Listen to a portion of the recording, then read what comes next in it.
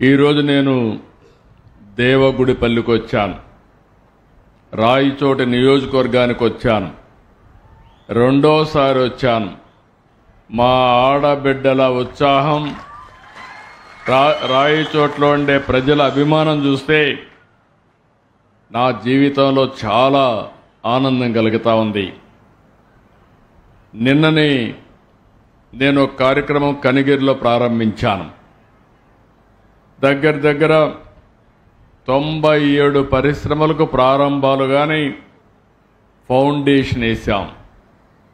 నేను ఒక మాట చెప్పాను అక్కడ, రాబోయే రోజుల్లో ఒకప్పుడు మీకందరికీ చెప్పాను, మీరు మీ పిల్లల్ని బాగా చదివించండి, డబ్బులు కాదు, చదివించగలిగితే వాళ్ళు ప్రపంచాన్ని శాసించే శక్తి వస్తుందని ఆ రోజు నేను చెప్పాను. ఐటీకి ప్రాధాన్యత ఇమ్మన్నాను.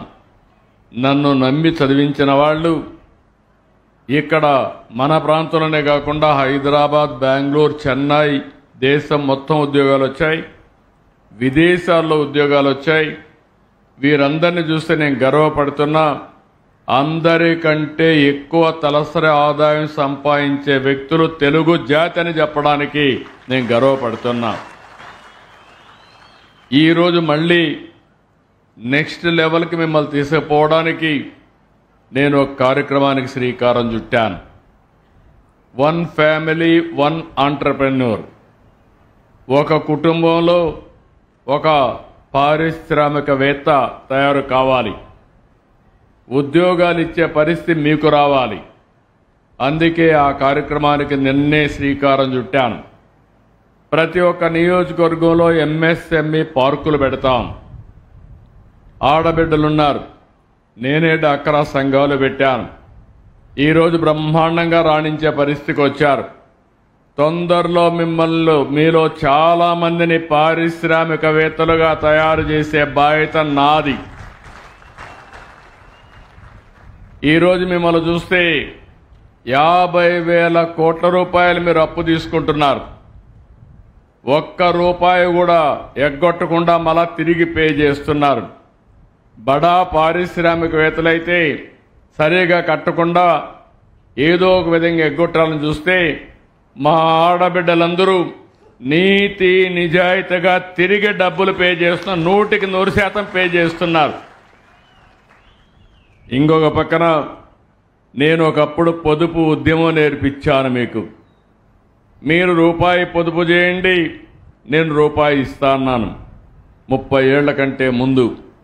ఆ విధంగా పొదుపు చేసుకున్న డబ్బులు ఇప్పుడు మీ దగ్గర 25,000 కోట్లు ఉందంటే దేశంలో ఎక్కడా లేని విధంగా మన రాష్ట్రంలో డాక్రా సంఘాలు ముందుకు పోతున్నాయి.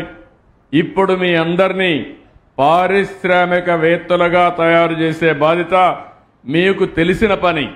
పచ్చళ్ళు పెట్టడం, లేకుంటే చిన్న పనులు చేయడం, ఏ పని చేయగలిగే చిన్న హోటల్ పెట్టుకోవడం, ఏం చేయాలనో చేయించే బాధ్యత నాది. అలాంటి ట్రైనింగ్ ఇప్పిస్తా. అది అందిపుచ్చుకునే బాధ్యత మా తెలుగింటి ఆడపడుచులని చెప్పి మరొక్కసారి తెలియజేస్తున్నా. ఇంకో పక్క అందరికీ న్యాయం చేయాలని చెప్పి ఆలోచిస్తున్నాం.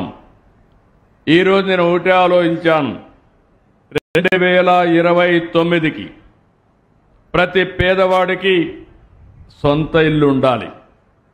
ఇదే కూటమి ప్రభుత్వం యొక్క ఆశయం. అది నెరవేర్చడానికి రాత్రింబగళ్ళు పనిచేస్తున్నాం. ఇల్లంటే 4 గోడలు కాదు. ఆ విషయం మీరు గుర్తుపెట్టుకోవాలి.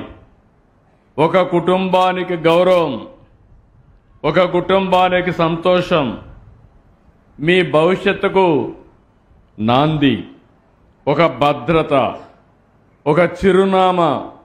మీరు ఎక్కడున్నారంటే వేరే వాళ్ళ ఇంటి పేరు చెప్పాలంటే మీకు నామోషిగా ఉంటుంది.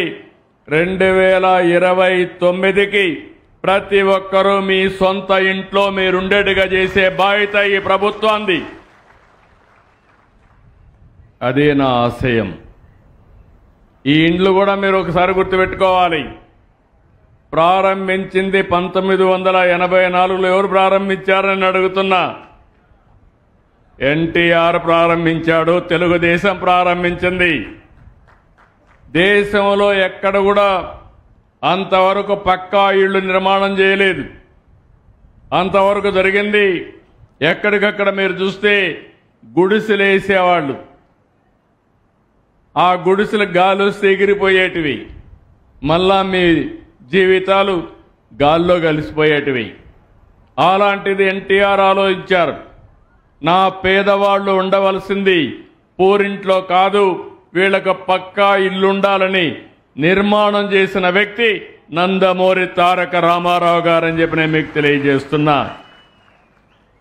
అలాంటి ఉదాత్తమైన కార్యక్రమం నేను ఇప్పుడు మీ అందరికీ ఒకటి చెప్తున్నా. ఆ రోజు ఆయన చెప్పింది కూడు గూడు గుడ్డ, ఈ నినాదంతో పుట్టిన పార్టీ తెలుగుదేశం.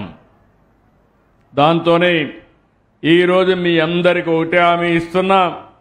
ఆ రోజు ప్రారంభించిన ఉద్యమం ప్రతి ఒక్కరికి సొంత ఇంటి కల 2029కి పూర్తి చేసే బాధ్యత నాది. ఆ తర్వాత మీరు డబ్బులు సంపాదిస్తే మళ్ళా ఇల్లు కొట్టేసి కొత్త ఇల్లు కట్టుకోవచ్చు. అది నిరంతరం చేసే పని. అలాంటి కార్యక్రమానికి మనం ముందుకు పోదాం. 17 నెలలైంది, చాలా ఇబ్బందులు ఉన్నాయి. నాకు అడ్మినిస్ట్రేషన్ కొత్త కాదు, 4వసారి ముఖ్యమంత్రి. నేను ఎప్పుడొచ్చినా పరిపాలనలో పట్టుంటుంది. భవిష్యత్తు ఆలోచించుకొని ఒక విజన్తో ముందుకు పోతాం. కానీ ఈసారి మాత్రం నాకు ఇప్పుడు కూడా అంతుపట్టడం లేదు, నాడి దొరకడం లేదు. అంత నాశనం చేసే పరిస్థితికి వచ్చారు. ఆర్థికంగా దివాలా తీశాం, అప్పటికితే ఇవ్వలేని పరిస్థితి తీసుకొచ్చాం. ప్రభుత్వ ఆస్తులు కూడా తాకట్టు పెట్టి అప్పులు తెచ్చే పరిస్థితికి వచ్చారు. కేంద్రం ఇచ్చే స్కీములన్నీ కూడా మన వాటా కట్టకుండా ఆ స్కీములన్నీ కూడా డీఫంక్ట్ అయిపోయినాయి. ఈరోజు మీరు గుర్తుపెట్టుకోవాలి, కేంద్రం వచ్చే డబ్బులతో కొన్ని స్కీములు వాళ్ళు రూపకల్పన చేస్తారు. మనకు వచ్చే డబ్బులతో వాళ్ళు ఇచ్చే స్కీములు తీసుకొని మనం అదనంగా చేస్తాం. కానీ కేంద్రం ఇచ్చే డబ్బులు తీసుకోకపోతే నష్టపోయేది పేదవాళ్లే. ఈరోజు నరేగా ఉంది, 100% కేంద్రం గ్రాంట్గా ఇస్తుంది, 10% మనం ఖర్చు పెట్టాలా. ఆ 10% ఖర్చు పెట్టకపోతే ఎవరికి నష్టమని మిమ్మల్ని అడుగుతున్నా.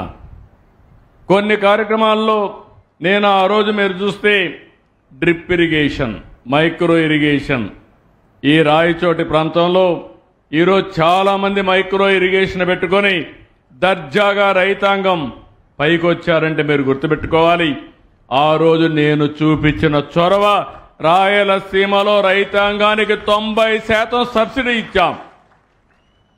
ఎస్సీ ఎస్టీకి అయితే 100% ఇచ్చాం.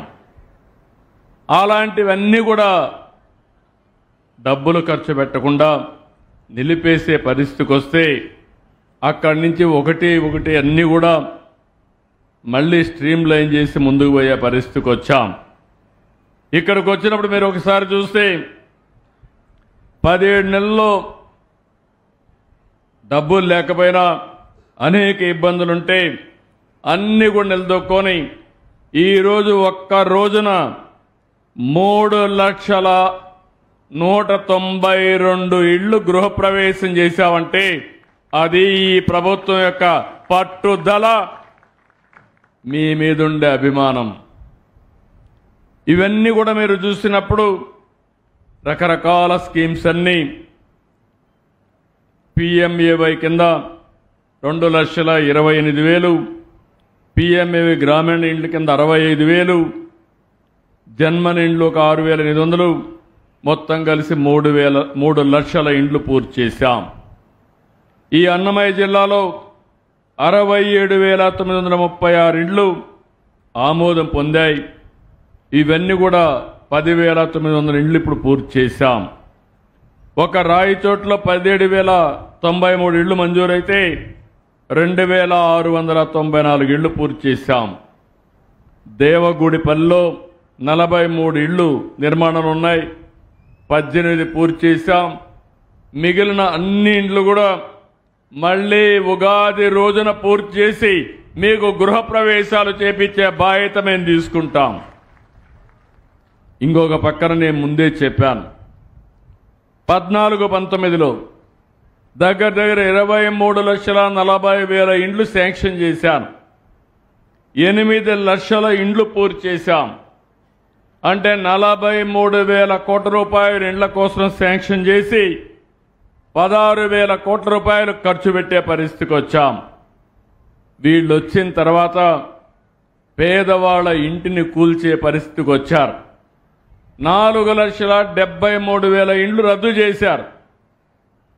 ఇంకొక పక్క 2,73,00,000 మంది మామూలుగా పేదవాళ్ళు, వాళ్ళు ఇల్లు కట్టుకున్నారు, డబ్బులు ఇవ్వాలి, ఇవ్వకుండా 900 కోట్లు ఎగ్గొట్టే పరిస్థితికి వచ్చారు. నేను వస్తానే ఒకటే ఆలోచించాను, డబ్బులు లేకపోయినా పర్వాలేదు, పేదవాడికి అండగా ఉండాలి, మీరు ఇల్లు కట్టుకున్న దానికి మీకు తిరిగి ఆ డబ్బులు ఇచ్చే బాధ్యత, 900 కోట్లు కూడా ఇచ్చే బాధ్యత ఈ ప్రభుత్వం అందని మరొక్కసారి హామీ ఇస్తున్నా. పేదవాళ్ల కష్టాలు తెలిసిన ప్రభుత్వం. ఇల్లు కట్టుకొని అప్పు చేసి ఆ అప్పు కూడా ఇవ్వకపోతే, మనం ఇవ్వాల్సిన వాటా ఇవ్వకపోతే ఆ కుటుంబం అప్పుల ఉబిలో చిక్కకపోయి చాలా సమస్యలు ఫేస్ చేసే పరిస్థితి వస్తుంది. ఇంకో పక్క పట్టణ ప్రాంతాల్లో నేను ఆ రోజు ఆలోచించి దగ్గర 7 లక్షల ఇండ్లు శాంక్షన్ చేశాం. 7 లక్షల ఇండ్లు కూడా మీరు చూస్తే 104 మున్సిపాలిటీల్లో 4,54,706 యూనిట్లు, 34 ప్యాకేజీల కింద పెద్ద టౌన్షిప్ల నిర్మాణం చేశాం. ఆధునికమైనటువంటి నగరాలు నిర్మాణం చేశాం. అవన్నీ కూడా వీళ్ళు వచ్చిన తర్వాత క్యాన్సిల్ చేసి అస్తవ్యస్తం చేసి కుక్కలు జింపిన విస్తరిగా తయారు చేసే పరిస్థితికి వచ్చారు. ఫ్రీ అన్నారు, మాట నిలబెట్టుకోలేకపోయారు. అక్కడ రోడ్లు కూడా వేయలేకపోయారు. ఇలాంటి చాలా అవకతవకలు జరిగి మొత్తం ఈ ఇళ్ల నిర్మాణం ఒక భ్రష్టు పట్టిన వ్యవస్థగా తయారయ్యే పరిస్థితికి వచ్చింది. కొత్తగా ఇండ్లు కడతామన్నారు. మీరందరూ గుర్తుపెట్టుకోవాలి, ఎప్పుడు కూడా నేనున్నప్పుడు ఇంటికి పట్టణ ప్రాంతాల్లో 2 సెంట్లు, గ్రామీణ ప్రాంతాల్లో 3 సెంట్లు పేదవాళ్లకు ఉచితంగా ఇంటి జాగా ఇచ్చాం. వీళ్ళు వచ్చిన తర్వాత పట్టణ ప్రాంతంలో 1 సెంటు, గ్రామీణ ప్రాంతంలో 1.5 సెంటు, అది కూడా ఊర్లో కాదు, ఎక్కడో అడవిలో, ఎక్కడో చెరువులో, ఎక్కడో వాగులో ఇచ్చారు. అదే మరి ఇంకొక పక్క మీరు చూస్తే చాలా భయంకరంగా అవినీతి చేశారు. గవర్నమెంట్ భూమి తీసుకోవడం, దాని మీద లో లెవెల్ అని, దాని మీద లెవెల్ చేయడానికి కోట్ల రూపాయలు ఖర్చు పెట్టి మీరు కట్టే పన్నులన్నీ కూడా దోచుకునే పరిస్థితికి వచ్చారు. ఇలాంటివన్నీ కూడా చేయడమే కాకుండా ఎక్కడా రోడ్లే లేదు, డ్రైనేజ్ లేదు, మంచినీరు లేవు, కరెంటు లేదు. ఎవరన్నా పోవాలంటే అక్కడ పాములు ఇవన్నీ చూసి భయపడే పరిస్థితి వచ్చింది. ఈ విధంగా మీ జీవితాలతో ఆడుకున్నారు. చాలా దారుణంగా ప్రవర్తించే పరిస్థితికి వచ్చారు. ఇంకో పక్క మీరు చూస్తే పేదవాళ్లకు కట్టే ఇండ్లకు ఇవ్వాల్సిన ఇసుకలో కూడా పంది కుక్కలు ఇష్టానుసారంగా దోచుకునే పరిస్థితికి వచ్చారు. అంటే పేరు మీది వీళ్ళు ఎక్కడెక్కడికో పంపించి అందులో దోచుకుంటే అందులో నుంచి గవర్నమెంట్ వాళ్ళకు డబ్బులు కట్టింది సేంద్రేజ్ కింద. పేరు మీది ధనం ప్రభుత్వాన్ని, దోచుకున్నది పెత్తందారులు, దోపిడీదారులు అని చెప్పి కూడా మీకు తెలియజేస్తున్నా. అన్నీ కూడా ప్రక్షాళన చేశాను. నేను ఒకటే హామీ ఇస్తున్నా, ఇది పేదవాళ్ల ప్రభుత్వం. మీకు న్యాయం చేయడం కోసం అనునిత్యం పనిచేస్తామని మరొకసారి మీ అందరికీ హామీ ఇస్తున్నా.